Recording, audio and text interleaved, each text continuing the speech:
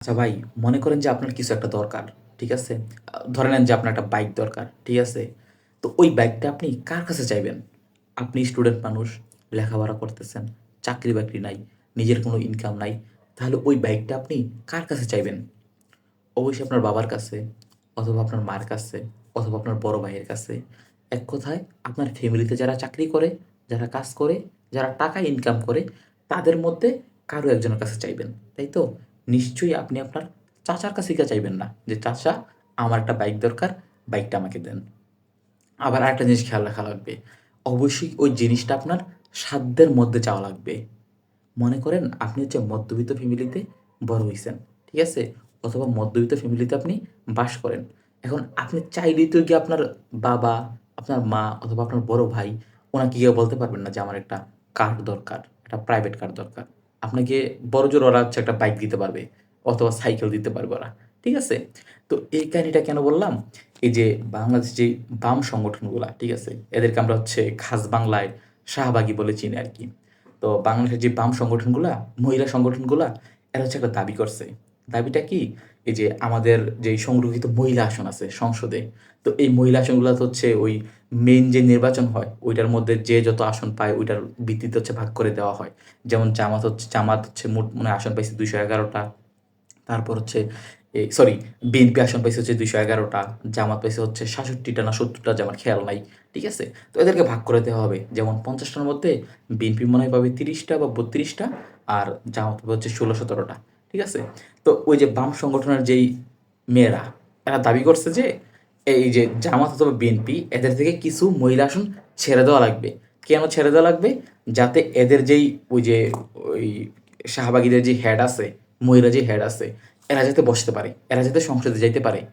মানে চিন্তা করেন, এদের বাম সংগঠন চাইতেছে যে বিএনপি অথবা জামাত যাতে আসন ছাইড়া দেয় সংসদে এরা যাওয়ার জন্য। ঠিক আছে? একটা মজার ব্যাপার কি জানেন? এই যে বাম সংগঠনগুলোর কিন্তু রাজনৈতিক দল আছে। যেমন এই যে সিপিবি নাম শুনছেন না? জাসদ, বাসদ নাম শুনছেন না? এরা কিন্তু এই বাম সংগঠনগুলোর রাজনৈতিক দল। ঠিক আছে? মজার ব্যাপার কি জানেন? এরা নিজেরা কোনো আসন পায় নাই, সংসদে আসন কোনো এলাকায় কোনো আসন পায় নাই। এবং তার থেকে মজার ব্যাপার এই যে সিপিবি, জাসদ, বাসদ, বাসদ মার্ক্সবাদ, ৪ টা দল। ৪ টা দল একসাথে মোট ভোট পাইছে হচ্ছে 0.1%।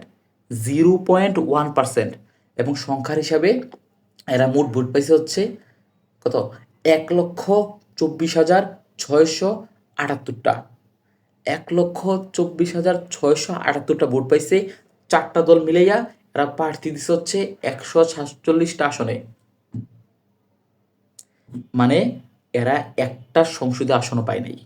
এরা দাবি করতেছে যে জামাত এবং বিএনপি যাতে কিছু মহিলা আসন ছাইড়া দেয়, ওরা যাতে কিছু মহিলা ওদের ইয়া থেকে, মানে ওরা জামাতকে বলতেছে যে তোমরা হচ্ছে ৪-৫ জন ছেড়ে দিবা, বিএনপি তোমরা হচ্ছে ৩-৪ জন ছেড়ে দিবা, ছেড়ে দিলে আমাদের যেই হেড আছে, ওই যে হেড এদের শাহবাগী যে হেড আছে, ঠিক আছে, এদেরকে আমরা এইখানে বসাবো এবং তোমরা বাধ্য থাকবা বসানোর জন্য।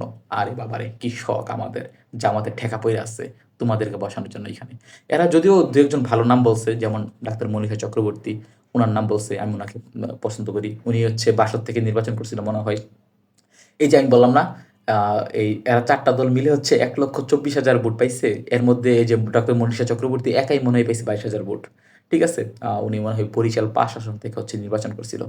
তো মানে এদের কি শখ দেখেন। এদের নিজেদের রাজনৈতিক দল আছে। এদের রাজনৈতিক দল সবগুলা দল মিলে পাইছে হচ্ছে ১,২৪,০০০।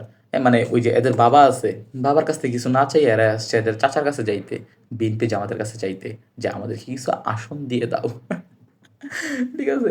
ভাই এই বাম রাজনীতি বাংলাদেশে খাবে না। এগুলো শেষ। এগুলা হুদাই নাচানাচি করে কদিন পরে দেখবেন যে এদের ফান্ডও শেষ, টাকা পয়সাও শেষ। এরা ভাগবে। ঠিক আছে? এদের এদের ভবিষ্যৎ নাই বাংলাদেশে এক কথায়। ঠিক আছে? চিন্তা করেন ভাই, ৪ টা দল মিলে আসন একটা আসনও পায় নাই। মোট ১৩ কোটি ভোটার ছিল বাংলাদেশে। ঠিক আছে? এর মধ্যে ১,২৪,৬৭৮টা ভোট পাইছে। যাই হোক, ভিডিও ভালো লাগলে সাবস্ক্রাইব করেন। আসসালামু আলাইকুম।